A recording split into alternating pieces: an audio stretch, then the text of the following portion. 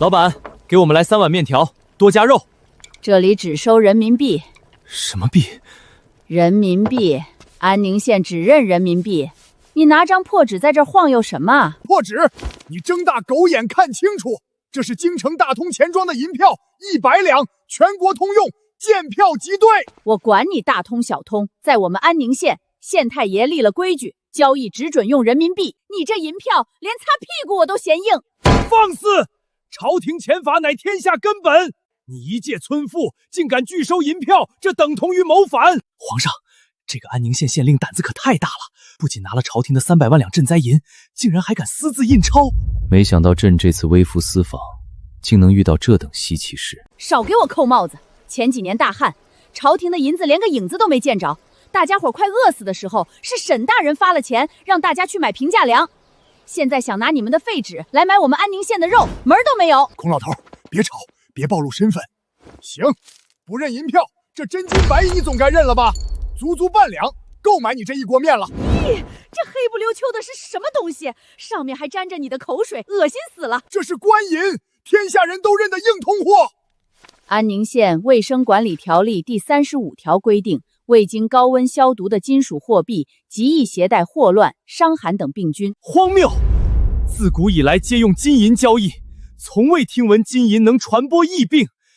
你这分明是强词夺理！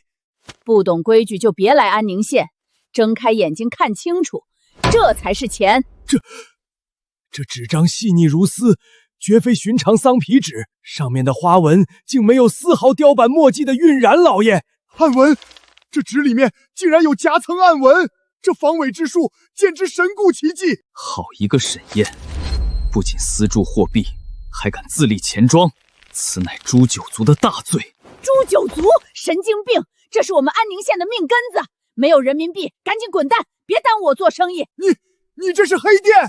衙役大队，十字街口有人吃霸王餐，还寻衅滋事。站住！吃面不给钱，还想跑？让开，我们有急事。怎么着？还想抗法？在安宁县，就算你是天王老子，吃了面也得付钱。两位官爷，不是我们不给钱，是他不收银子呀，我们只有银子。哼，安宁县3年前就废除银两交易了，你们外地来的不懂规矩，我们不怪你，但饭钱必须付，没有人民币就按规矩办事。我看你最壮实，面钱45块，我们安宁县最低工时费1小时5块，你去后厨洗9个小时的碗。什么？让我洗碗？你知不知道我是谁？我管着全天下！闭嘴！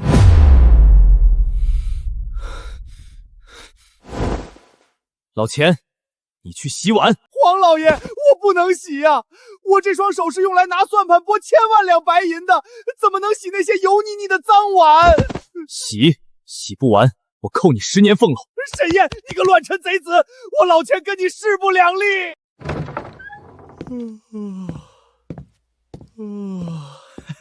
欢迎光临万物互换，二位客官要当点什么？死当，换你们这儿的人民币。黄老爷，不可呀，这可是玉，祖传之物，当了可是大不敬。难道让我也去刷碗？成色倒是不错，雕工也算凑合，不过没什么实用价值。没什么实用价值？你这狗眼看清楚了，这是和田暖玉，天下罕见，上面的雕工出自第一名将之手，少说也值5000两白银。这位客官，这里是安宁县，不讲究那些虚头巴脑的古董。你看这块玻璃，能透光，能当风，能做镜子，这叫工业价值。你这玉佩能干什么？能盖房子吗？能种地吗？这琉璃怎么可能如此纯净，毫无杂质？这简直是仙家法宝。这块石头只能当工艺品回收，死当的话，我最多给你出这个数。5000块？想什么呢？50块不能再多了。50？你这是明抢，这是50就50，给我换钱。50块，拿好。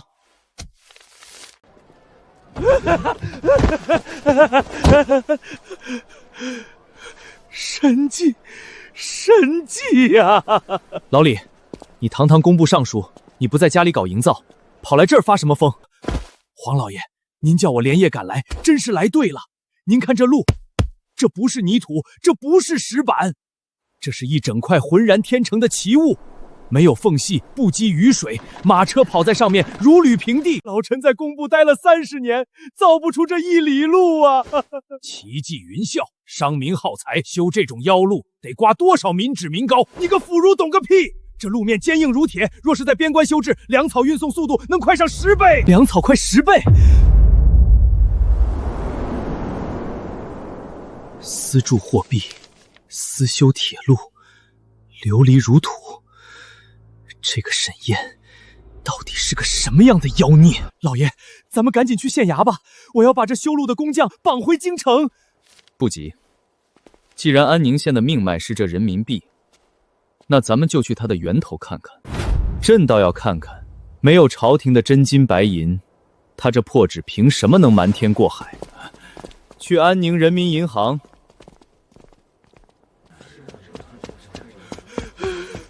老爷，我洗了300个碗，他们才放我出来。闭嘴！让你看的东西看明白了吗？老爷放心，刚才洗碗的时候我都打听清楚了，这所谓的人民币根本没有朝廷的银库做抵押，纯粹是那个沈燕空选套白狼。空手套白狼，那这些百姓为何还把它当宝贝？这就是个天大的骗局。以我30年户部尚书的经验判断，这就是拆东墙补西墙的把戏。只要突然有大量的百姓来兑换实物，这银行瞬间就会崩盘。几位客官，看你们面生，是对咱们银行的业务有什么疑虑吗？疑虑？我是来揭穿你们的！你们这破纸背后连1两银子都没有，凭什么印这么多钱？这就是诈骗！这位客官慎言，我们人民币的背后虽然没有银子，但我们有粮本位和工业本位。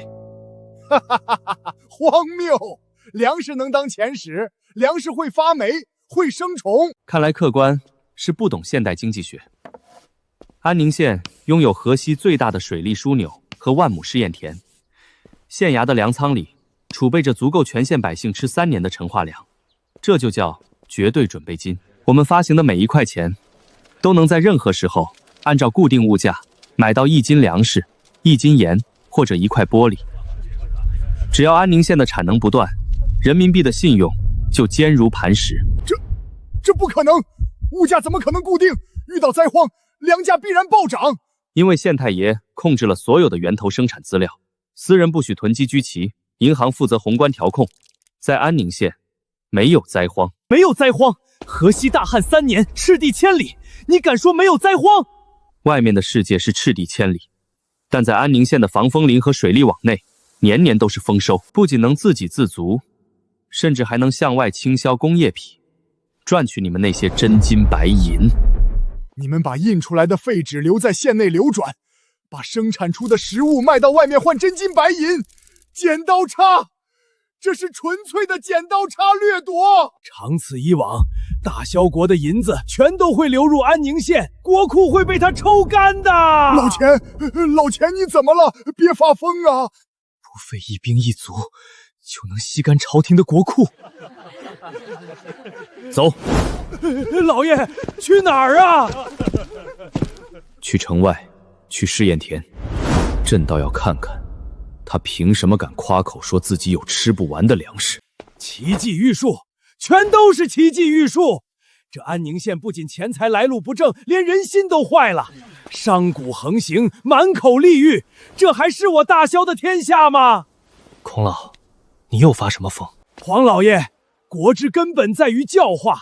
这县城繁华是繁华，但老朽一路走来，竟没听到一家私塾有诵读圣贤书的声音。若是百姓不通道理，不遵礼教，就算有再多的钱粮，也必然生乱。孔老头说的对，这沈燕搞出这么多邪门歪道，根子肯定烂了。咱们去学堂看看，只要抓到他不敬先师、教唆谋反的证据，照样能办了他。我看你们是嫉妒，能修出这种神仙路的人，教出来的能是凡人？别吵了，前面就是安宁县第1小学。既然你们不死心，咱们就去会会这安宁县的教书先生。我倒要看看他沈燕能把学生教成什么样。有辱斯文，教书不坐在明堂之上，竟带到这泥地里胡闹。那木头架子是什么刑具吗？季生，听听他在讲什么。同学们，昨天我们讲了阿基米德，讲了沈大人提出的杠杆原理。谁能告诉我，如果我想用100斤的力气撬起1000斤的重物，应该怎么做？我知道，延长动力宾，缩短阻力宾。只要给我一个足够长的支点，我连县衙都能撬起来。回答完全正确，加2分。狂妄！黄口小儿竟敢妄言教起县衙，这是大逆不道，这是乱臣贼子！孔老，回来！你是何人？竟敢在此妖言惑众！圣人云：子不语怪力乱神。你教孩童这些歪理邪术，对得起孔孟之道吗？老人家，你是谁啊？翻墙进来的？保安！老朽乃是京城来的大儒。我来问你，你教他们这些破木头架子，能让他们懂得精忠报国吗？能让他们懂得孝悌忠信吗？老爷爷，你连杠杆原理都不懂，还敢自称大儒？黄口小儿！老朽倒背《论语》时，你还在穿开裆裤。我问你，背圣贤书能治国平天下，你学这破木头能干什么？老爷爷，看好了，这叫省力杠杆压水井。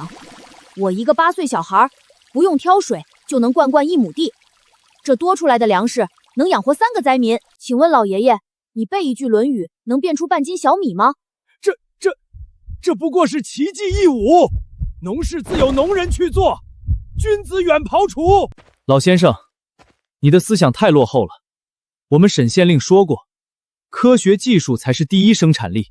连饭都吃不饱，跟灾民讲孔孟之道，灾民只会把你煮了吃。荒谬绝伦！老朽再考考你们，既然你们不学4书5经，那民生教化你们懂吗？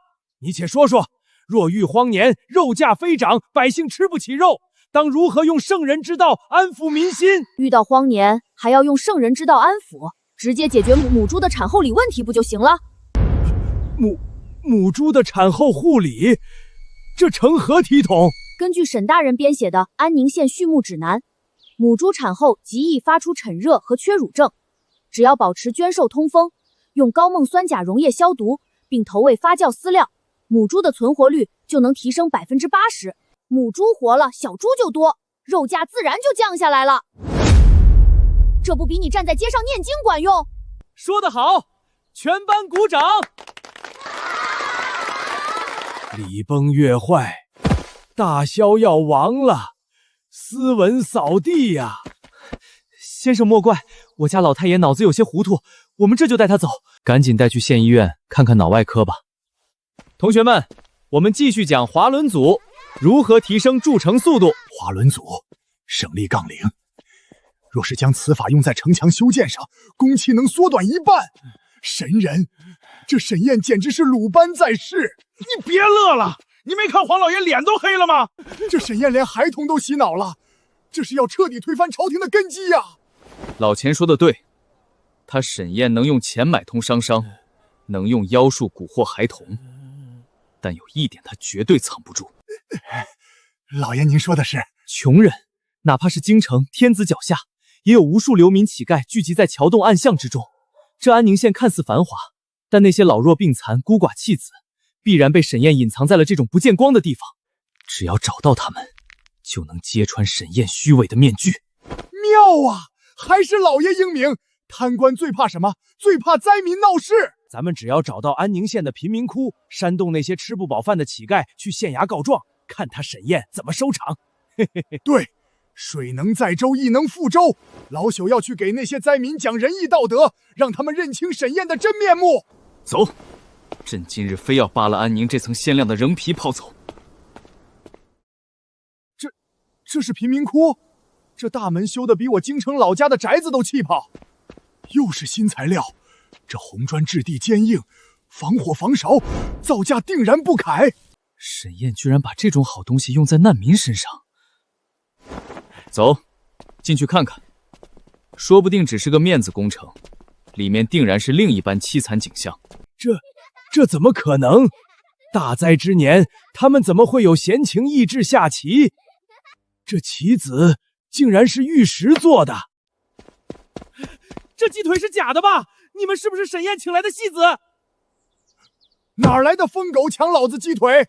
小翠，小翠，有人抢劫！干什么干什么？你们几个大男人欺负孤寡老人是吧？再不出去我报城管了。姑娘莫怪，我随从脑子有病。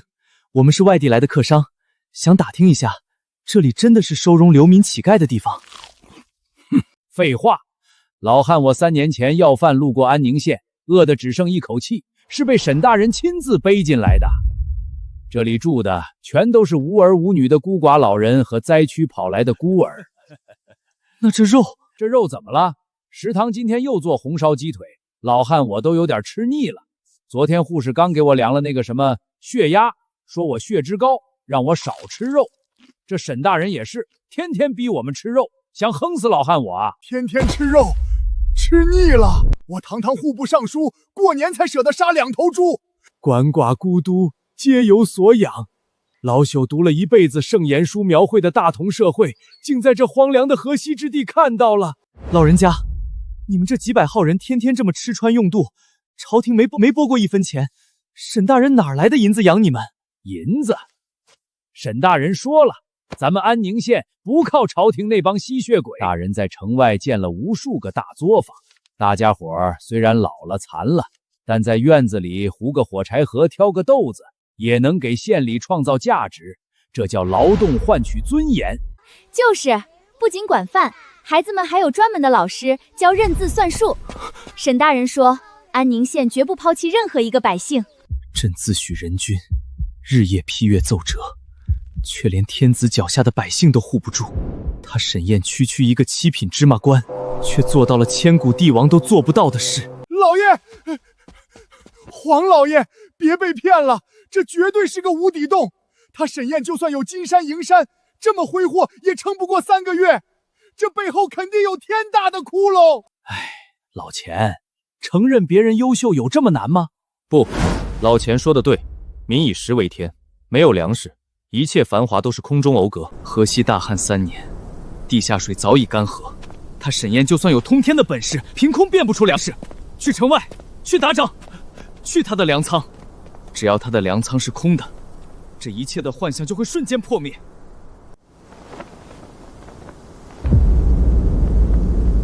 啊，那是什么山峰？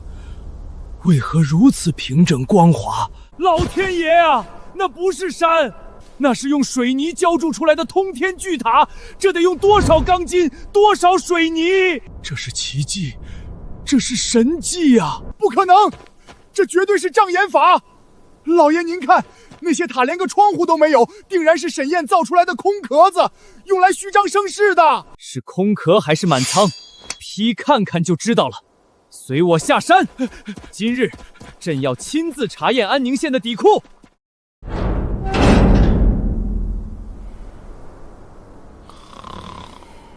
老爷，那闸门后面肯定全是沙子，咱们过去揭穿他。喂，看门的，大爷，我是京城来的大商妇，想收购你们的粮食，把这闸门打开，让我验验货，这半两银子就是你的了。滚一边去！拿块破石头就想买粮？安宁粮仓种地，闲人免进，再不走我放狗了！这位兄弟，我们确有急需，若你不能做主，能否请你们管事的来？管事儿的去试验田跟沈大人吵架去了，你们想验货也行。看到那个红色拉杆了吗？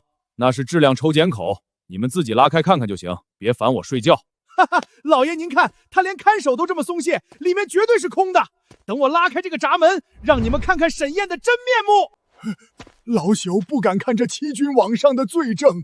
沈燕，你的死期到了，给我开！这是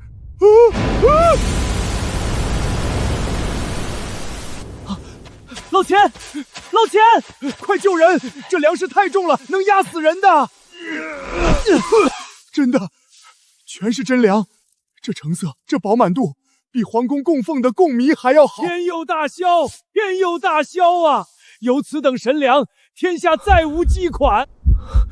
这只是一座塔，放眼望去，这里有72座这样的粮塔。兄弟，这72座粮仓里，装的全是这种粮食。想什么呢？怎么可能全是粮食？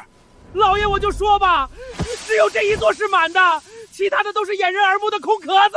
这一排24座装的是水稻，后面那2排装的是小麦和高粱，最角落那10几座有特殊通风口的，装的是过冬的大白菜和土豆。唉，沈大人最近正发愁呢，杂交稻产量太高了，旧粮还没吃完，新粮又要下来了，这72座粮仓都不够用了，正盘算着要不要把多出来的粮食拉出去喂猪，或者低价贱卖给隔壁县。喂猪？拿公道喂猪？我要死了！杂交稻，什么东西能产这么多粮食？这不符合常理。大萧国库1年的税收都不进他这几座塔，沈燕，你究竟是个什么怪物？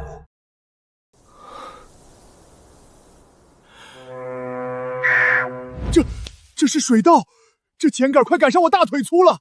这稻穗上的谷粒怎么比花生米还大？障眼法，绝对是障眼法！不是障眼法，根系扎实，土壤湿润且充满异香。这下面埋了什么肥料，竟然能催生出此等神物？老人家，干啥的？没看见正忙着秋收吗？别踩了我的田埂，踩坏了沈大人非扣我工分不可。这田里的作物到底是什么？为何长得如此高大？亩产能有多少？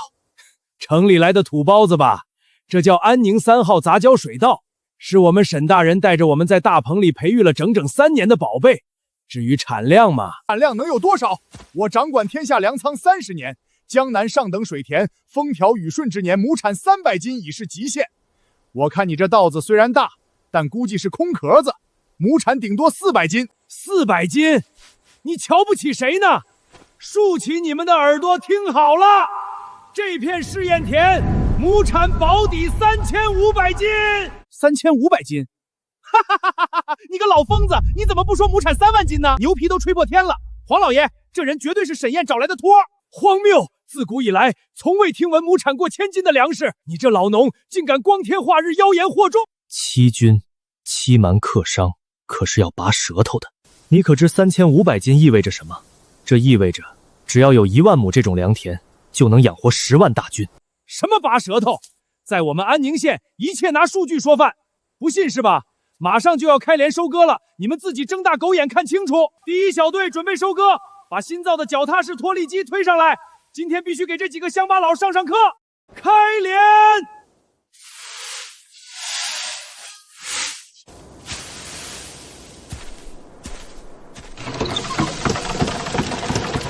奇迹！机械联动，齿轮加速，这脱蹄速度比人工摔打快了100倍不止啊！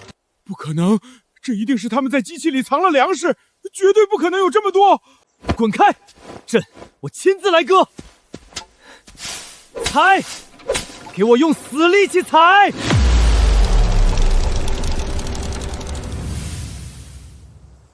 上大秤，当着这几个外地人的面，一筐一筐的称，让他们死个明白。第一筐80斤，第2筐82斤，第3筐79斤，第50筐81斤。除去竹筐皮重，1亩地实收重用3560斤。3500斤，3500斤。先帝呀，您若在天有灵，看看这粮食吧，大萧有救了，天下苍生有救了。大旱3年，饿殍100万，朕日夜祈求上苍降雨，上苍不应。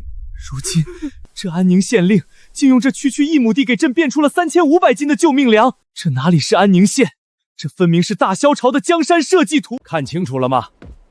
那条大河以前每年泛滥，淹没良田，旱季又彻底干涸。那大河之上竟然横亘着一座如巨龙般的水坝，水坝后方是一个宛如内陆海般的巨大水库。哈哈哈哈！那是沈大人征发全县劳力，耗时3年修筑的安宁1号大坝，用的是最新型的钢筋水泥。水库里的水通过那些大风车带动的水泵抽进主渠，再分流到上百条支渠，覆盖了整个河西。难怪大旱3年还能种出水稻，他竟然把一条江给拦腰截断了。这得花多少银子？500万两，1000万两。国库这20年来给河西破了多少赈灾银？辉煌老爷，20年来累计下发河西赈灾款、水利款共计3000万两白银。3000万两，朕给了3000万两。河西的卷宗上年年写的都是赤地千里，颗粒无收。如果卷上写的是真的，那下面这些东西是鬼见的吗？瞒天过海，有人在欺君。这安宁县明明已是人间天堂，奏折上却将其描绘成人地狱。皇老爷，若是朝廷知道安宁县有此等高产良种，有此等鬼斧神工的基建，定会大加封赏。不，沈燕为何不上报？难道他真的想拥兵自重？如果沈燕要造反，他大可切断河西粮道，直接挥师监京。他没有这么做。是有人截留了所有的奏折，是有人把这3000万两赈灾银全吞了，并且这个人还想把安宁县当成他自己的后花园，永远瞒朕。回客栈，马上联络锦衣卫暗桩。朕要知道这20年到底是谁在蒙蔽圣听。老爷，锦衣卫的暗桩靠谱吗？这安宁县连个乞丐都是沈燕的死忠，万一暗桩被策反了，锦衣卫只对朕负责。闭嘴，等着。臣锦衣卫指挥使聂颖叩见皇上，万岁万岁万万岁！免礼。聂颖，朕让你查的河西真实卷宗，查到了吗？臣动用了潜伏在户部和兵部的所有最高级别暗线，终于查清了河西贪腐的真相，请皇上过目。崇明3年，拨银150万两，实到河西10万两；崇明6年，拨银300万两，实到河西5万两。好得很，3000万两白银，真正落到河西的不足50万两。皇上饶命！臣身属户部，竟不知下面的人贪墨至此，臣万死！这是什么？回皇上，这是臣从京城首府赵崇山府邸密室中截获的通信。首府赵大人，他可是3朝元老、清流领袖啊！清流领袖，哈哈哈哈哈！你自己看，你口中的清流领袖，不仅联合兵部尚书、盐铁使截留了全部赈灾银，他还早在5年前就知道了安宁县的变化。这信上说，让安宁县令沈燕继续发展，待其粮仓丰满、工坊成熟之时，便随便安个司驻委的谋反罪名，派大军剿灭，将其财富与秘方全部冲入私囊。养猪，赵崇山是把整个安宁县把沈燕当成了一头养肥的猪，等猪肥了，就一刀宰了过年。也就是说，沈燕搞出这么大的产业，不仅没花朝廷1分钱，反而随时面临着京城派来的屠刀。沈燕用区50万两和安宁县的泥腿子打造了一个盛世，而朕的首府用2950万两打造了一个随时准备吸干这个盛世的黑洞。聂颖，臣在。赵崇山现在有何动作？朕离京微服，他不可能没有察觉。皇上明鉴，赵崇山察觉皇上失踪，已经断定皇上来了河西。他以河西暴乱、保护圣驾为名，私自调动了京城外的3万大军，由他的亲信兵部侍郎率领，正日夜兼程向安宁县赶来。3万大军，他这是要造反！他不仅要收割安宁县，还要趁乱把皇上……弑君夺权，好狠毒的心肠！皇上，安宁县虽然富庶，但只有几百个连刀都拿不稳的城管。3万正规军一到，这沥青路、这玻璃房、这72座粮仓，全都会化为焦土啊！大军还有多久到达？快马急报，大军距离安宁县已不足50里，明日正午必兵临城下。赵崇山，你敢动朕的江山，敢动朕的安宁县，朕诛你10族！老钱、李公、孔老，臣在。随朕去县衙，这天下是朕的天下，这安宁县是朕的安宁县，朕倒要看看他沈燕一个造奇迹的鬼才，面对3万屠刀，敢不敢跟朕一起杀出一条血路？开门！快开门！我们要见你们县太爷，有10万火急的军情。吵什么吵？什么10万火急的军情？没看见今天星期天吗？县太爷双休。双休？大军都要压境了，他还敢双休？你可知这安宁县马上就要血流成河了？告诉沈燕，京城特使求见，若是耽误了军情，安宁县满城百姓都得死。哼，京城来的，别拿块破铜牌子吓唬人。我们沈大人说了，今天就是天王老子来了也不见。他正在后院实验室里搞第5代化肥的配比，到了关键时刻，谁敢打扰，直接扔进茅坑里发酵。化肥重要还是命重要啊？3万大军马上就打进来了。大军？你们说的是城外那帮举着破旗子的叫花子兵吧？你说什么？大军已经到了！有病吧你？半个时辰前就到了，现在正搁城门口骂街呢。完了，全完了！我的琉璃房，我的大粮仓，全都要被抢光了！走，上城墙！朕要亲自督战，就算死，朕也要死在大萧的城头上！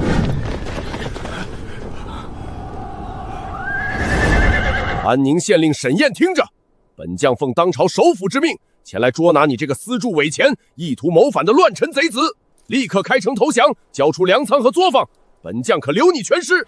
若敢抵抗，城破之时，鸡犬不留。真的反了！城防军呢？安宁县的城防军在哪里？你们怎么还不跑？敌人都杀到家门口了！跑啥？还没到下班时间呢，跑了扣全勤奖。谁呀？大清早的在外面狗叫，影响本县令做实验了，知道不？沈燕，大胆狂徒，死到临头还敢猖狂！弓箭手准备，给我放箭！妈呀！保安队长，把咱们的农用防御系统打开，赶紧把这帮苍蝇赶走，别耽误大家吃午饭。他疯了！他竟然主动开城门！安宁县第1民兵大队听令，让这帮京城来的土鳖见识一下，什么叫科技改变战争！开火！这是什么妖物？为何不用牛马也能自己动？放箭！给我放箭，射死这些铁王八！安宁县保安大队，第1排准备。哈哈哈哈哈！300步，你们的破火冲连100步都打不到，想吓唬本将？骑兵营，给我冲锋，踩碎这些铁王八！开火！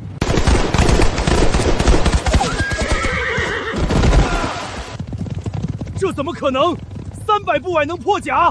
第1排退后装弹，第2排开火。连射模式，自由开火，让这群古代人感受一下工业革命的震撼。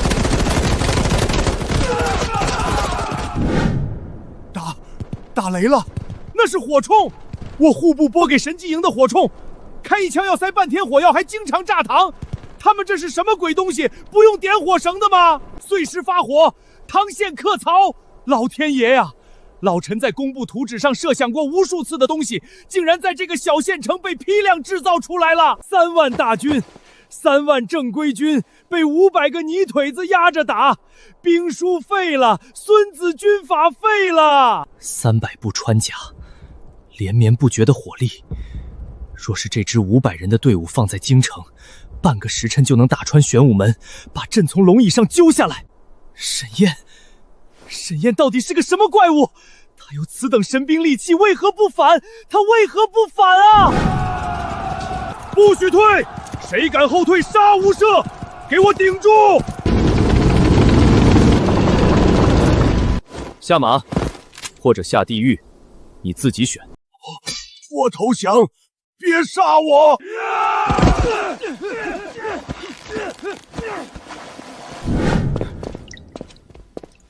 沈燕，你这乱臣贼子，你私造军火，屠杀朝廷命官，该当何罪？嘘，别吵，这可是第5代高浓度复合肥的关键反应期，炸了你们赔不起。狂妄！死到临头还摆弄这些毒药，老朽今日便要替天行道，骂醒你这不知天高地厚的狂徒！骂醒我？4个外地盲流吃霸王餐洗了9个小时碗，当了一块破玉佩，现在跑到我的城楼上指控我私造军火，你们是精神病院跑出来的吗？你胡说八道！谁洗碗了？沈县令，明人不说暗话，城外皆是京城首辅赵重山的嫡系，你今日将其全歼，等同于向朝廷宣战。你虽然有500火枪，但大萧有100万雄师，你真以为凭你能对抗整个天下？对抗天下？大叔，你脑斧能力有点强啊！谁说我要造反了？我刚才打的是土匪，懂吗？没有朝廷的调兵虎符，私自带兵袭击县城，这不叫大军，这叫武装流寇。我身为一县父母官，组织民兵剿匪，不仅无罪，朝廷还得给我发见义勇为奖呢。土匪？那可是兵部侍郎亲自领兵，你这是指鹿为马。指鹿为马的是你们京城那帮大老爷吧？睁大你们的眼睛看看，这是锦衣卫昨晚给我的密报。赵重山谎报军情，私调大军，意图将安宁县洗劫一空，他才是真正的乱臣贼子。锦衣卫向你传递密报，你不过是一个七品县令，锦衣卫凭什么听你的？这有什么的？锦衣卫也是人，也要糊口。朝廷发那点俸禄，连房租都交不起。我每个月给他们发3倍的高温补贴、车马费，还有年终奖。他们当然愿意跟我分享一点小情报喽。收买皇家亲军，你这是用银子把朝廷的根都挖断了呀！我纠正一下，是用人民币。堂下何人？报上名来，为何带兵冲撞我安宁县经济特区？沈燕，你休要猖狂！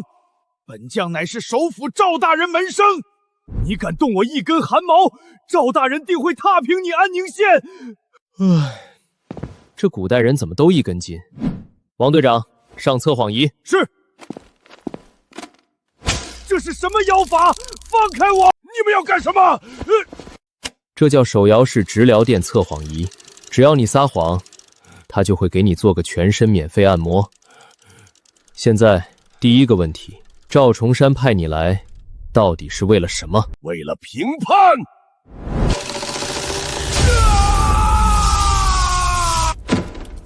再给你一次机会，到底是为了什么？我说，是为了安宁县的粮仓和玻璃配方。赵首辅说，皇上失踪，天下大乱在即，只要拿下安宁县的财富和粮食，他就可以招兵马，自立为王。他还要把安宁县所有的工匠全部掳走，充当他的奴隶。孔老头，挺住啊！赵重山，好一个三朝元老，他竟敢谋逆！行了，口供录完，明天在县城广场公开审判，然后拉去挖煤。好了，叛军的事情解决了，现在该谈谈你们的问题了。我们有什么问题？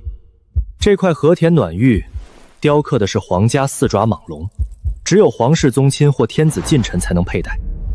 你们吃面掏出来的碎银，底部印有户部官银的案记，一个自称教书先生却满口家国天下的大儒，一个精通算账对朝廷国库了如指掌的账房，一个对工程营造痴迷到疯狂的老头，还有你，一个气度不凡，动辄把朕天下挂在嘴边的领头人。萧彻老板，微服私访好玩吗？大胆狂徒，既然认出钱多多，还不赶紧跪下接驾！你私扣皇上玉佩，罪在欺君。不用演了，他若是有敬畏之心，就不会用那种口吻跟朕说话。沈燕，你是个聪明人，既然你知道朕的身份，为何不杀朕以绝后患，或者挟天子以令诸侯？杀你大萧，立马天下大乱，到处打仗，谁还来买我的精盐和玻璃？挟天子更没兴趣。我一天到晚搞研发，累得要死，哪儿有空去管你们朝堂上那些狗屁倒操的破事儿？你所求到底为何？你拥有天下最强的火器，最多的粮食，最富庶的城池，你难道不想做这天下共主？萧彻，你以为做皇帝很爽吗？天下饥荒，你要下罪己诏；国库空虚，你要看那些世家大族的脸色；外敌入侵，你连军饷都凑不齐。我想要的，不是坐在那把冰冷的龙椅上，我想要的是这个。这是什么土？这些横贯大江南北的黑线是什么？这是铁路，是用钢铁铺成的道路。只要建成，从京城到河西，原本需要1个月的路程，只需3天。萧彻，大旱、天灾、贪腐，这些都只是表象。大萧真正的病根是生产力太低。大家都在为了泥地里的那点粮食争个你死我活。只要把这套工业体系推广到全国，大萧的粮食将吃都吃不完，钢铁将堆积如山。到那时，赵重山这种只知道趴在百姓身上吸血的贪官，连当绊脚石的资格都没有。这就是我为什么不烦你的原因，因为你需要我，而我需要一个稳定的外部环境来完成工业革命。生产力，工业革命，3天从京城到河西。沈大人，你搞这些东西到底花了多少钱？朝廷的赈灾银都被赵重山贪了，你哪来的启动资金？自己看。崇明元年，靠提纯私盐获利1万块；崇明2年，建立玻璃作坊，倾销西域，获利50万块；崇明3年，发行第1代纸币，建立2本位，回楼资金300万块，全是自筹。你用一个贫困县的资源，在3年内滚雪球滚出了一个国库。基操物六，主要是你们大萧的商业模式太落后了，纯粹的降维收割而已。好一个降维收割！沈燕，朕今日算是彻底服了。赵重山以为把朕困在河西就能一手遮天，朕要立刻回京，朕要亲手斩下赵重山的狗头。去吧，早点解决他，别耽误我往京城修铁道。这把枪送你了，6发装弹，近距离防身用，直接对准赵重山的脑袋扣扳机就行。6发，足够诛他赵家6族了。老钱，李公，臣在。传朕密旨，调河西锦衣卫暗装护驾，带上安宁县的铁证，随朕杀回京城。大萧的天该换颜色了。沈县令，这是何意？朕微服回京，不宜声张。皇上，赵重山在京城经营几十年，门生故事遍布朝野，禁军也有一半是他的人。你就带这3个老弱病残回去，人家关起城门就能把你包饺子了。狂徒，老朽虽然年迈，但也有铮铮铁骨，一口浩然正气，定能镇住那帮乱臣贼子。浩然正气能挡子弹吗？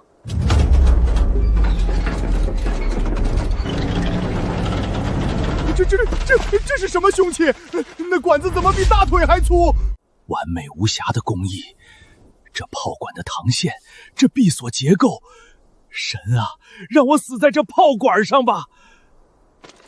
安宁县特产和平捍卫者系列重火力套装，我已经让王强带了100名最精锐的安宁特种兵给你们当司机。萧彻，赵重山这种毒瘤，用常规的朝堂手段是拔不干净的，直接把这5辆车开到玄武门前，他若是敢反抗，就用物理方式教他什么叫真理只在大炮射程之内。好一个物理方式，好一个真理在大炮射程之内。沈燕，若朕能平定京城，这天下朕与你平分。别介，平分天下就算了，你只要答应我，回去之后赶紧把全国的调量衡给我统一了，再把各地的路障关卡全撤了。物流成本太高，严重影响我安宁县商品的利润率。好，朕答应你。等朕速召朝堂，大萧的规矩由你沈燕来定。老钱、李公、孔老，上车，咱们回京讨债！讨债！抄了赵重山的家，把国库填满！开炮！老子要亲自开一炮！子不语怪力乱神，子不语怪力乱神。好了，这下京城那边应该消停了，该回去继续研究第5代杂交水稻的耐寒基因了。这破古代，连个外卖都没有，真是愁死个人。天地难寻，突然恶疾，已于昨日龙玉飞天，国不可一日无君。老臣奉先帝遗诏，拥立3皇子即位，凡有不从者，以谋逆论处。末将誓死效忠新主，誓死效忠首辅大人。首辅万岁！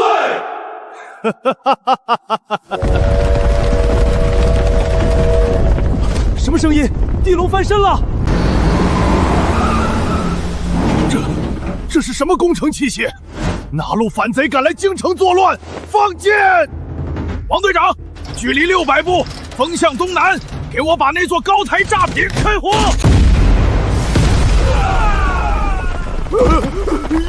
妖法，护驾，快护驾！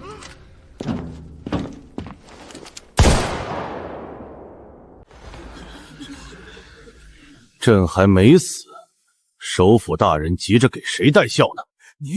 你是假的，萧彻早已驾崩。来人，杀了这个假冒天子的狂徒！谁敢动一下，我保证他1秒钟内变成筛子。赵重山，你个老王八蛋，贪了朝廷3000万两银子，还敢造反！睁大你的狗眼看看，这是安宁县兵工厂原装进口的和平捍卫者，一息之间能射出几百发子弹，你这3万人不够我们一顿饭功夫突突的。皇上万岁！末将被逆贼蒙蔽，罪该万死。这不可能，河西明明是人间地狱，这等神兵利器是从哪里冒出来的？河西是不是地狱？你下去问问阎王就知道了。来人，把这老贼给朕绑了，拖进太和殿，朕要让他死个明白。20年，3000万两赈灾银，你联合兵部尚书、户部侍郎、盐铁使层层盘剥，河西百姓易子而食，你却在京城囤积居夷，成王败寇，老臣认栽。但皇上，您以为杀了我，大萧的国库就能充盈吗？这满朝文武，谁没拿过好处？您杀得完吗？没有我赵家稳定朝局，大萧不出3个月就会经济崩溃。经济崩溃？老钱，告诉他，咱们现在的国库情况。赵老贼，你那点眼界也就配在泥地里刨食。锦衣卫昨夜抄了你的府邸和各大同党的家，抄没现银、金条、古玩字画，折合白银8000万两。不仅如此，皇上已经决定将这8000万两白银作为追奔金，全面对接安宁县的人民币体系。大萧将废除落后的银两制度，建立现代信用货币。你所谓的经济崩溃，在我们安宁县的降维打击面前，连个屁都不算。人民币信用货币，你们在说什么胡话？拖下去，凌迟处死。赵氏9族及所有参与贪腐的官员，全部流放边疆，去给朕修铁路。从今日起，大萧变天了。朕微服安宁县，如大梦初醒。大萧积弱不在于天灾，而在于生产力落后。从今日起，全国推广安宁县模式。皇上，安宁县虽富，但听闻其不遵孔孟，唯利是图。若全国效仿，恐礼崩乐坏，伤及国本啊！放屁！你个井底之蛙，懂得什么叫国本？百姓吃不饱肚子，你跟他们讲什么礼教？老朽在安宁县亲眼所见，鳏寡孤独皆有所养，那才是真正的大同社会。我问你，若遇荒年肉价飞涨，你当如何？下官当写祭文，祈求上天，愚不可及。应该立刻普及母猪产后护理知识，做好猪舍通风，投放高锰酸钾消毒，母猪存活率上去了，肉价自然降下来，这才是圣人之道。孔老说的对，皇上，臣已经联合工部所有工匠，吃透了安宁县的水泥配方。臣申请第1期工程，先修一条从京城直通河西的沥青大道。皇上，户部已经成立大萧中央人民银行，第1批人民币纸钞已经开始印制，并且臣准备在全国建立免费医院和新式学堂。只要安宁县的化肥和杂交水稻种子一到，大萧的粮食产量将翻10倍。好，极好，我大萧有你们这等卧龙凤雏，何愁工业不兴？这一切的功劳皆系于一人之身。传旨，重赏安宁县令沈燕。沈燕有擎天宝教、重塑国邦之绝世大功，朕决定给他3个职位任选其一：第一，入京接替赵重山，任内阁首辅，百官之首；第二，兼任户部与工部尚书，掌管天下钱财营造；第三，封异姓王、河西王，世袭罔替。李公，无线电接通了吗？沈燕怎么说？他肯定激动坏了吧？皇上稍等，接通了，接通了。沈大人有语音传过来。喂，听得到吗？老李啊，设备信号还行吧？沈燕，朕的封赏你听到了吗？你要做首辅还是河西王？朕立刻派8台大轿去接你。不去。什么？你不满意？那你想要什么？只要朕有，连这龙椅都可以分你一半。皇上，你快别搞我了，去京城当首辅，天天早上5点起床上朝，还要跟那群老头子打太极。我疯了还是你疯了？臣不会治国，不懂权谋，也不想当什么河西王。臣只会种地，只会搞发明创造。官场多我一个不多，但大萧的田地里少我一个，就会有成千上万的百姓吃不饱饭。皇上，你的心意我领了，你把贪官杀了，把路修好，把阻碍商业的破规矩废了，就是对我最大的封赏。好了，不说了。第5代杂交水稻的耐寒基因突变出结果了，我得下地了，挂了啊。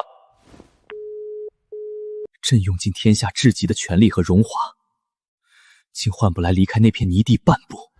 传朕最后一道圣旨，改封沈燕为大萧天下农政总师，官居1品，特许永远不入朝，不见驾。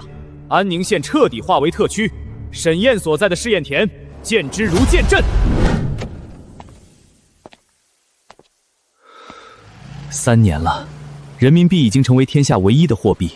大萧再无饥荒，连北方的蛮族都放下了弯刀，跑到咱们的工厂里打螺丝换粮食。老李，还认识我吗？哟，这不是当年那个不信邪的黄老爷吗？怎么，这次没带那几个乡巴老朋友来？他们都在京城忙着修铁路呢。我这次是专门来看看沈大人的。他在县衙吗？县衙？他1年有360天不在县衙。你看那边，那个在泥巴地里插秧的，不就是他吗？朕用了15年，在朝堂上杀得血流成河，才勉强稳住大萧的江山。而他用了10年，只用粮食和机器，就彻底改变了整个天下。这天下最大的官，从来不是龙椅上的天子，也不是高高在上的首辅，而是那个能让全天下百姓都吃饱饭的人。